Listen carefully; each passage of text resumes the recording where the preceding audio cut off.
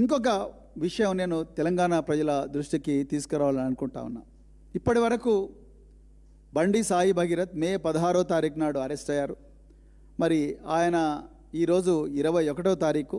ఇంతవరకు మరి బండి సాయి భగీరథ్ గారిని మరి ఆయనను చెర్లపల్లి జైలు నుంచి పోలీసు కస్టడీకి సైబరాబాద్ పోలీసులు కోరలేదు.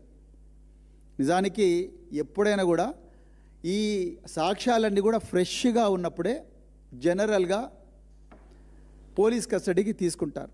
ఇంకా టైం ఉంది పోలీస్ కస్టడీకి, ఎందుకంటే 15 రోజుల లోపల ఎప్పుడైనా తీసుకోవచ్చు. 60 రోజుల లోపల ఎప్పుడైనా పోలీస్ కస్టడీకి తీసుకోవచ్చు. కానీ 15 రోజుల కన్నా ఎక్కువగా పోలీస్ కస్టడీకి ఇవ్వరు, ఏ న్యాయ వ్యవస్థ కూడా ఇవ్వదు.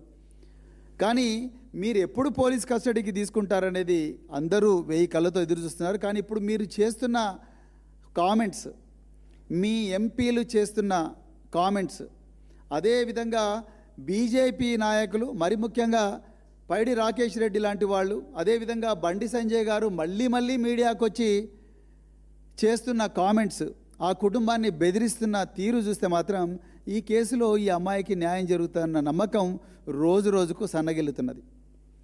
వేరే కేసుల్లో అయితే ప్రతిరోజు కూడా రన్నింగ్ కామెంటరీ లాగా ప్రెస్సుకు లీకులు ఇచ్చే మీరు, అదేవిధంగా ప్రెస్ మీట్లు పెట్టే మీ ఆఫీసర్లు, ఈ కేసులో మాత్రం ఎవరు కూడా ఒక్క ప్రెస్ మీట్ కూడా పెట్టడం లేదు. అంటే నిజాలను ప్రజల నుంచి దాస్తూ ఉన్నారు. ఇవాళ నిందితుడికి 9 రోజుల టైం ఇచ్చిండ్రు రేవంత్ రెడ్డి గారు. మీరు 1 కాదు 2 కాదు 9 రోజుల టైం ఇచ్చిండ్రు. ఆయన ఈ చూపించిన మొబైల్ ఫోన్, అది మీడియాలో వచ్చిన మొబైల్ ఫోనే, మేము చూసింది మీడియాలో వచ్చిందే, ఎందుకంటే మీ పోలీస్ అధికారులు చెప్పడం లేదు.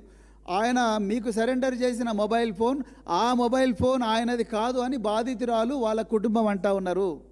దానికి మీ ఆన్సర్ ఏంటి? దాంట్లో సిమ్ కార్డు లేదు అని ఇంకొక న్యూస్ వచ్చింది, దానికి మీ ఆన్సర్ ఏంటి? మీరు ఏం చెప్తారు దానికి?